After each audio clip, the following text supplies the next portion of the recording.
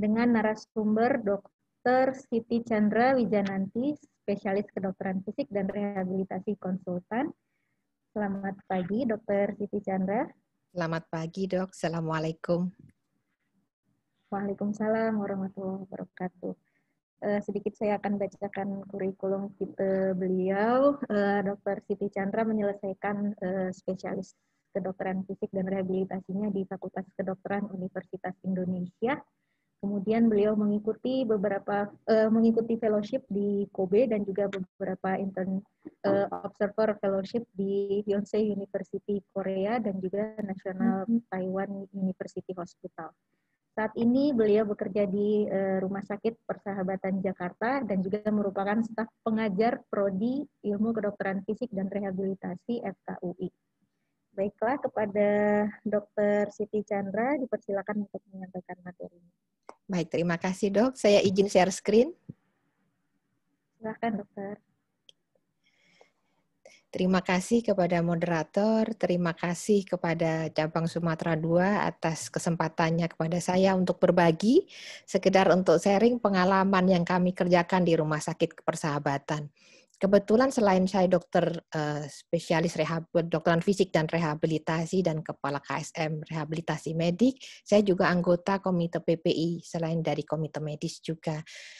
Di sini saya akan membicarakan mengenai understanding hazard control, jadi mengerti mengenai hazard control pada COVID-19. Tapi dalam point of view seorang dokter rehab. Sebetulnya ini bisa dikerjakan juga dalam lahan tidak hanya rehab. Jadi nanti ke depan akan kami ulas lebih lanjut tentang sharing tentang hazard control tersebut. Ini CV saya tadi sudah dibacakan oleh moderator. Terima kasih. Objektif yang akan saya bicarakan saat ini adalah apa pentingnya hazard control buat kita. Bukan hanya untuk dokter rehab, untuk seluruh dokter, bahkan mungkin oleh seluruh orang yang agar paham apa sih pengendalian hazard. Hazard di saat ini yang kita hadapi adalah pandemi COVID-19. Karena yang terpenting yang akan saya ungkapkan nanti bagi kita, itu adalah administrative control, engineering control, serta PPI atau yang dikenal orang sebagai APD. Setelah saya juga ingin sharing dalam pandemik ini, tentang sedikit mengenai respiratory rehab di kami, kemudian pengalaman dari Rumah Sakit Persahabatan di bidang rehab terutama untuk menghadapi pandemi COVID.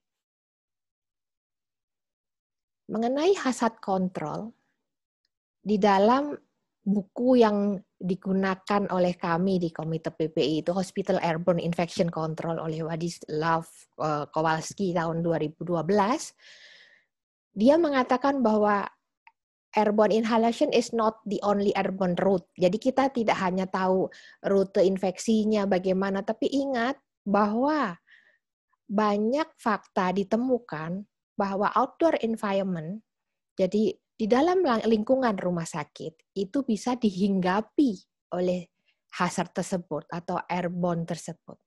Atau semua patologis tersebut yang apabila dia hinggap ke inang yang baru, maka dia akan menjadi hospital acquired. Dan ini bisa dideteksi di dalam udara yang kita hirup atau udara yang ada di tempat kita bekerja di rumah sakit. Sehingga disebut sebagai hospital acquired. Kalau di luar rumah sakit, di dalam komunitas kita akan kenal sebagai community acquired. Air atau udara. Kami punya air trapper, kami punya pemerangkap udara untuk sampling di Komite PPI, udara setiap ruangan itu seperti apa. Kami pasang air trapping, kemudian dari air trap itu kita biakkan atau dilihat. Adakah sesuatu yang menyebabkan pasien kita terkontaminasi patogen tersebut?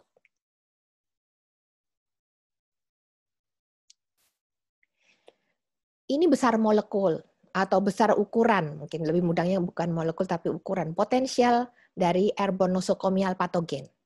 Titik-titik hitam itu virus. Bayangkan yang paling banyak kita hadapi saat ini otomatis Mycobacterium tuberculosis, besar. Droplet yang memang sangat terkenal, banyak sekali ada tersebar juga Di Indonesia juga banyak sekali. Di saat pandemi ini malah lebih tidak terkendali lagi karena banyak sekali yang putus obat karena tidak bisa datang ke fasilitas kesehatan. Titik-titik hitam itu adalah virus dan SARS virus adalah salah satunya.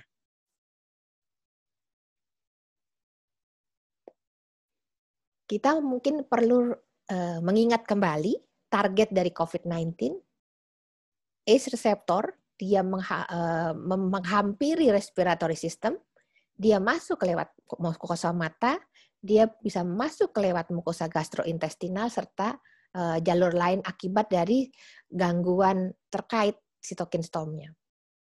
Ini bisa infeksi baru, ini bisa reinfeksi atau infeksi kembali, new infeksi karena strain yang baru, karena kita kebal oleh strain yang sama, tapi tidak untuk strain yang baru. Serta prevention controlled infection habit. Apakah kita sudah mempunyai kebiasaan pencegahan infeksi pada diri sendiri? Karena pencegahan infeksi itu adalah tanggung jawab semua orang, bukan tanggung jawab PPI, bukan tanggung jawab Satgas Pengawas di rumah sakit, atau tanggung jawab bagian sanitasi. Tidak, itu tanggung jawab dari setiap individu yang bekerja di rumah sakit. Bahkan lebih dari itu, setiap individu yang ada di dalam pandemi ini bertanggung jawab untuk menjaga terhadap pencegahan infeksi dengan pola kebiasaan yang baru di era new normal ini. General advice pasti sudah banyak disounding, banyak diungkapkan berkali-kali dalam seluruh media, memang harus diulangi. Selalu diulangi agar engram itu tertanam. Bagaimana 3 kata ini diungkapkan? Bagaimana kita harus menjaga durasi paparan, ventilasi, distance, karena kita harus menjaga distance jarak, jadi jaga jarak antar individu, kemudian etika untuk bersin, etika untuk batuk, karena tadi melewati mata, mulut, dan hidung, yang diisolasi pertama kali adalah jalur masuknya virus. Kurangi paparannya dengan cara menggunakan masker dengan benar. Karena penggunaan masker yang tepat otomatis akan mengurangi yang kita hirup. Kacamata, bagi yang berkacamata atau mungkin goggles atau face shield untuk menghindari paparan kepada mukosa dari mata. Stay at home, ya sebisa mungkin bagi yang tidak bekerja di rumah sakit, diam di rumah. Tapi untuk kita yang mendapatkan tugas untuk bertugas di rumah sakit, di saat orang lain pergi, kita datang menghampiri, kita harus menjaga kesehatan kita baik-baik dengan betul-betul menerapkan prinsip prevention infection dan infection control pada kita sendiri. Cuci tangan pasti, utamakan daring seperti yang kita lakukan saat ini. Kemudian dari ventilasi, durasi, dan distance tadi, yang overlap di antara 3 komponen ini, pasti high risk-nya akan nambah. Apalagi 3-tiganya. Ruangannya tertutup, tiap hari dia terpapar, jaraknya pun mepet antar orang atau kerumunan. Pasti akan lebih tinggi terjadi pertukaran patogen. Tidak hanya untuk COVID. Berlaku untuk seluruh patogen yang ada di dalam gambar pertama tadi.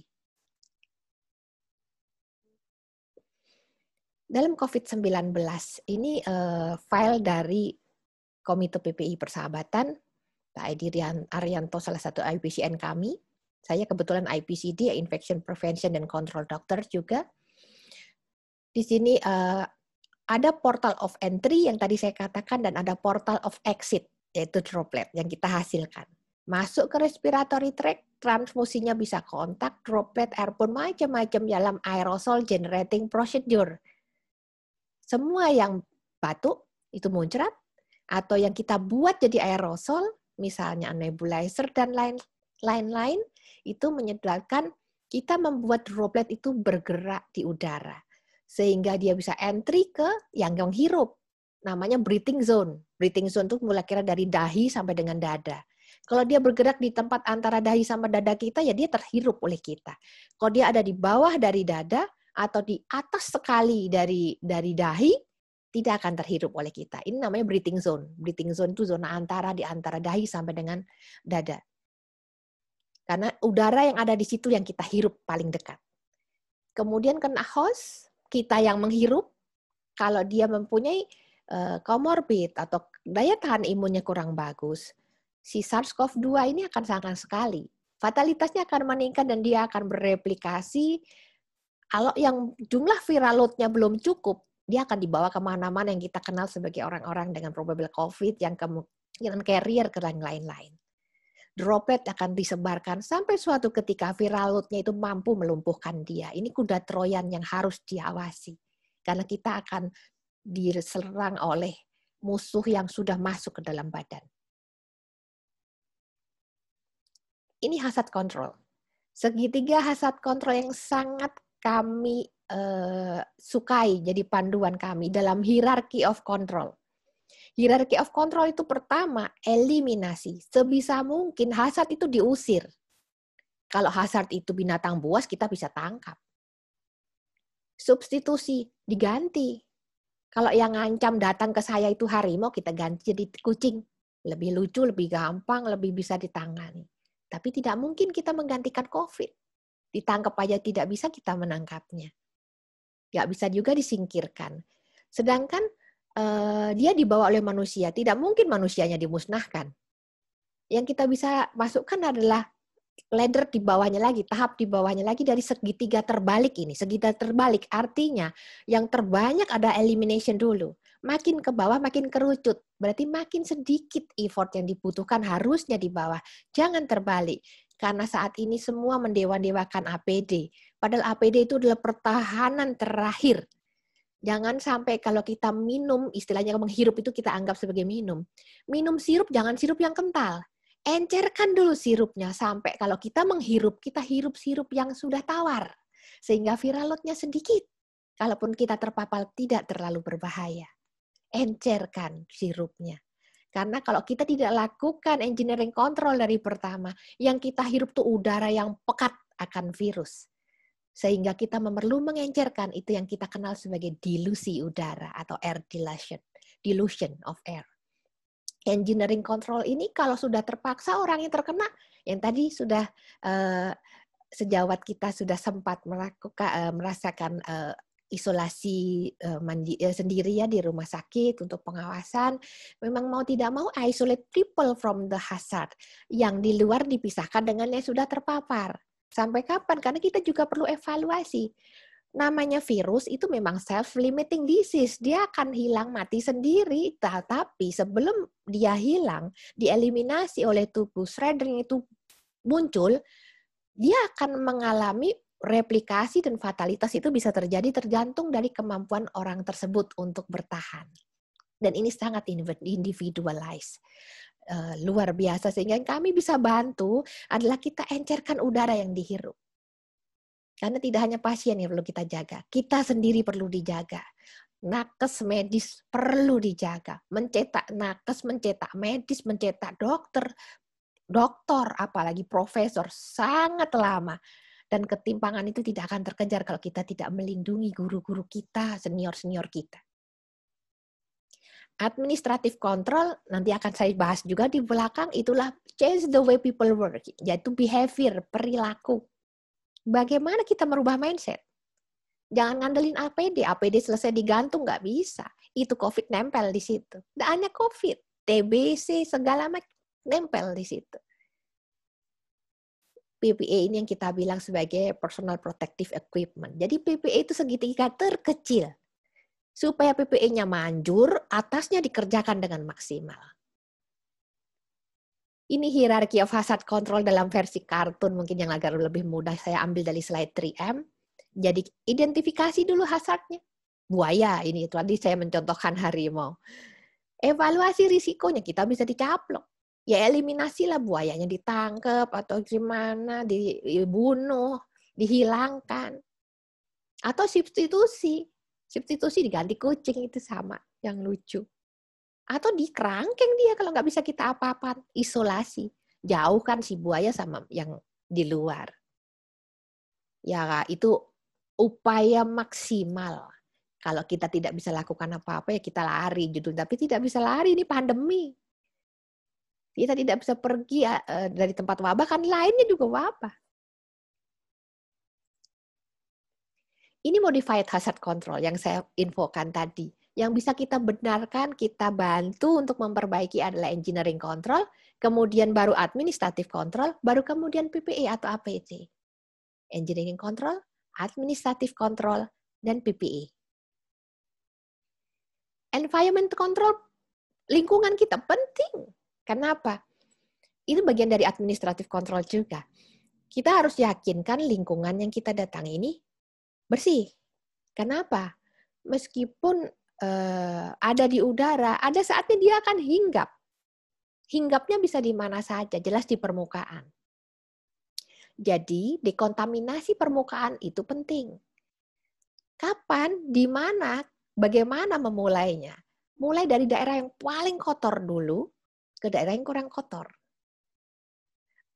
Dibersihkan dulu gitu. Dari daerah yang paling kotor ke daerah ini yang di atas kebalik ya, yang dari paling kotor ke daerah yang bersih itu untuk di pembersihannya semuanya harus dikontaminasi terus. Kemudian hand hygiene 5 moment, pasti yang sejawat sudah biasa dengan akreditasi sudah sering ya. Human behavior. Profesor Didier Pittet yang tentang beliau campaign tentang hand hygiene, beliau dari Genoa. Clean hand, save life. Dan memang betul. Karena tangan kita ini yang contagious ke kita sendiri maupun ke orang lain. Proper mask use for protection. Sejawat mungkin ingat, menggunakan masker. Wah, semua heboh memborong masker. Tapi ingat, masker digunakan idealnya 4 jam kita ganti. Kalau 4 jam kita tidak ganti, kita mau prolong, simpan dengan baik. Ada tempat penyimpanan masker, ditutup, yang tidak terbolak-balik, sisi yang menghadap kita ada di sisi yang di atas, ditutup juga di atasnya, kemudian yang di bawah ada sisi yang terkontaminasi, dan jangan dibolak-balik. Jangan disimpan seperti ini, dikantongin, duel-duel. Kadang diturunin jadi seperti dasi. Kadang hidungnya keluar. Banyak saya lihat orang pakai masker tapi hidungnya lari dari isolasi. Memang melorotin masker ke leher itu paling enak. Tapi bayangin, masker itu ada 3 lapisan. Bentuknya seperti kaca nako. Kaca nako itu kan terbuka, di luar tutup ke dalam. Jadi sisi dalamnya ada lipatan-lipatan. Dia menampung droplet kita. Kalau kita turunkan, terus kita naikkan kembali, ngeratain droplet kita ke badan kita sendiri. Iya kalau kita nggak apa-apa. Kalau kita ada sesuatu, ya rata aja di kita. Atau pada waktu terbuka, turun, dia menampung dari luar, terus kita naikkan kembali, kita lagi terpapar oleh ulah kita sendiri. Ini atau cara-cara anti mainstream menggunakan masker, karena banyak juga masker yang dikewer-kewer, ditaruh di telinga, ada juga yang ditaruh tisu, entah ditaruh macam-macam. Padahal masker ini harus fit ke wajah, harus kontak.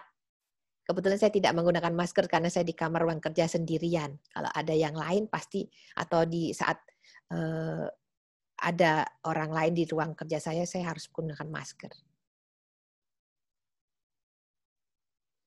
Hazard control di rehab, di physical medicine dan rehabilitation. Tadi sama, engineering control yang saya udah ungkapkan, isolate people from hazard, air handling, tata udara.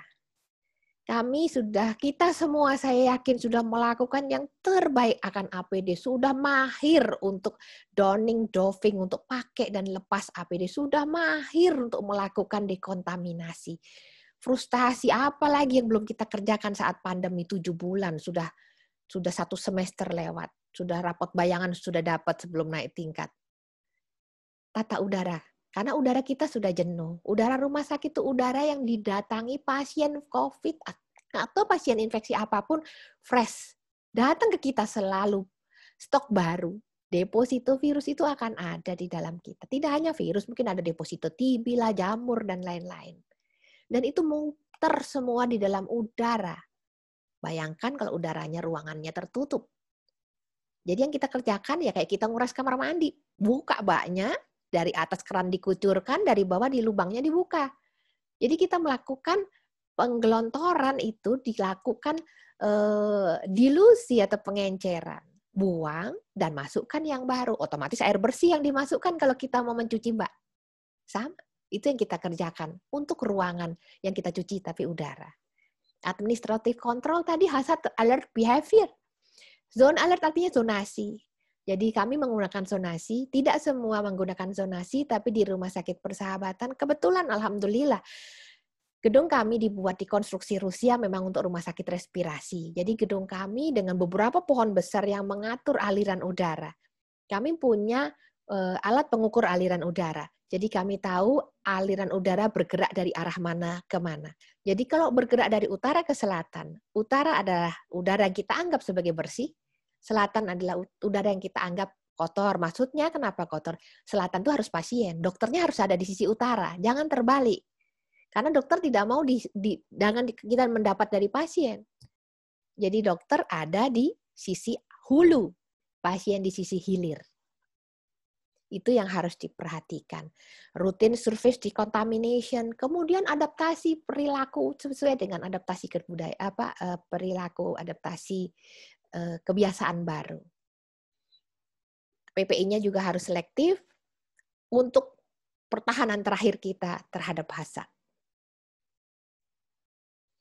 Penting dalam praktis untuk rehab. Ini foto saya sendiri, jadi saya mengerjakan sendiri karena dekontaminasi decontamination permukaan itu bukan tugas dari cleaning service.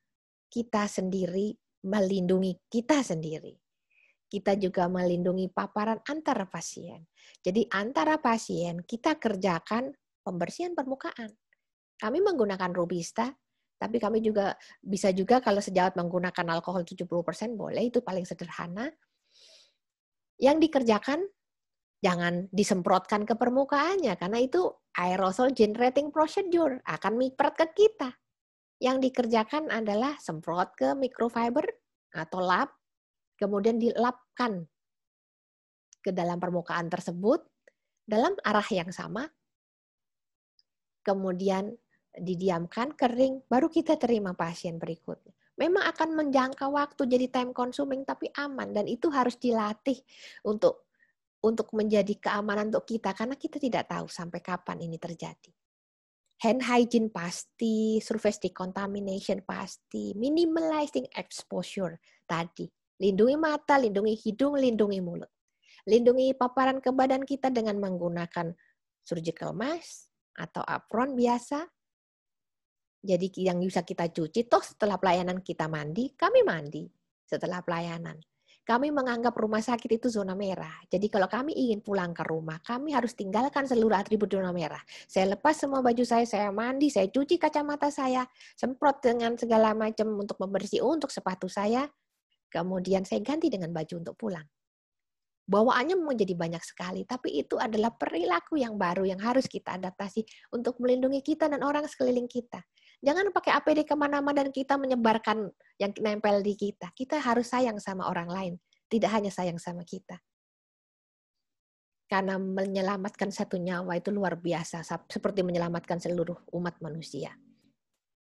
Air handling unit harus dilihat bagaimana pertukaran udara di dalam ruangan harus dilihat. Nanti di belakang akan saya bahas lebih lanjut.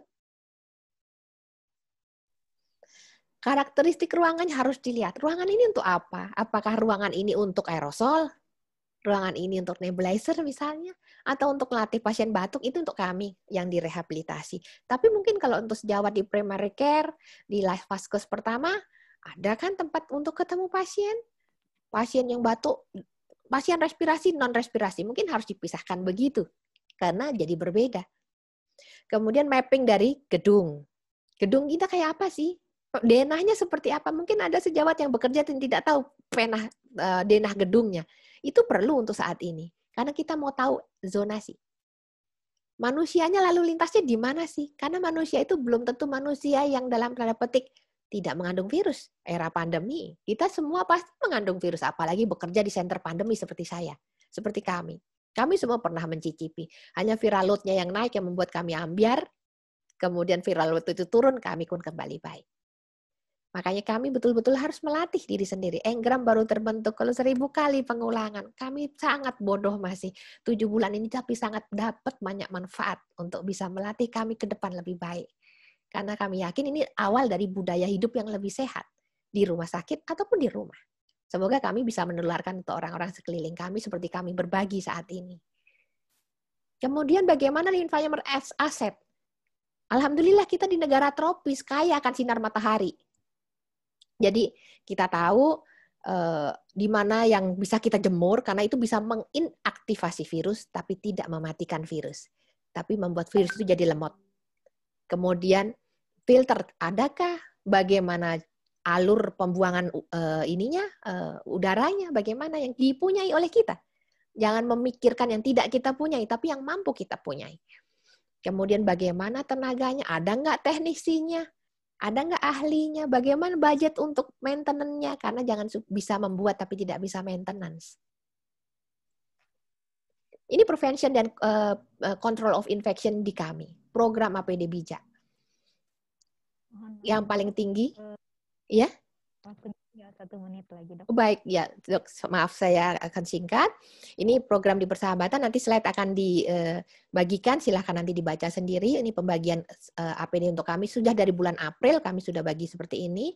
Ini zonasi di kami, hijau itu artinya aman, tapi aman itu artinya considered safety zone, bukan bebas COVID, bukan. Tapi ini secara ini denah Rumah Sakit Persahabatan. Kemudian ini gedung kami, gedung Seruni, gedung rehabilitasi medik. Denah ini dengan warna kuning dan warna hijau itu artinya apa? Hanya satu ruangan yang hijau dalam penilaian kami. Hanya satu ruangan yang dinilai aman dari paparan atau minimal paparan. Yang kuning itu termasuk dalam tanda kutip. Dan terbukti memang yang kuning-kuning inilah yang terpapar. Tapi pernah ada yang di zona hijau itu terpapar tinggi. Berarti behavior mereka yang kurang baik. Ternyata iya, mereka tidak menggunakan masker dengan baik, masih kumpul-kumpul, makan bersama. Jadi bisa dievaluasi dengan lebih mudah. Di sini mungkin nampak ada yang sisi bawah itu adalah pintu masuk. Jadi kita harus mengatur alur zonasi. Masuk pasien dan keluar pasien. Bagaimana tidak bertemu dengan kita, dan bagaimana pengaturan udara, membuka jendela, dan lain-lain. Karena kita harus memaksimalkan yang ada. Primary care setting dari 3 hal tadi, ini pandemi. Pertarungan kita masih lama. Human resources itu penting, harus dijaga. Tahu kekurangan APD, kekurangan peralatan, kalau kan biaya. Mungkin juga kekurangan regulasi internal, mungkin bukan regulasi payung tingkat nasional ada, tingkat perhimpunan ada, tingkat ini ada, tapi tingkat tempat kita sendiri mungkin kurang. Serta modifikasi perilaku, memberitahu itu tidak mudah, tapi saling mengingatkan dalam kebaikan, kita tegur karena kita sayang, karena bisa membahayakan dia ataupun kita. Jargon kami adalah aku sehat, Anda sehat, kamu sehat, dan aku aman bagimu, kamu aman bagiku. Ini respiratory rehab, tadi sudah sejawat Dr. Yani sudah sempat utarakan, jadi saya skip saja. Ini latihan pernafasan, ada YouTube, nanti sejawat bisa lihat. Ini dari tim treatment Rumah Sakit Persahabatan, bisa dimanfaatkan. Karena ini sebetulnya latihan pernafasan dasar, tidak hanya untuk COVID saja. Karena saat ini pernafasan yang kita nilai gratis Tuhan kasih, itu kalau sudah Tuhan ambil kembali, kita tidak bisa protes. Bagaimana mahalnya itu terjadi. Slide juga dari kami, dari Persahabatan. Ini sebagai summary. Hazard control dalam physical medicine dan rehab itu penting untuk mengoptimize caring with safety. Kita ingin merawat pasien dengan rasa aman. Pasien merasa aman, kami pun merasa aman.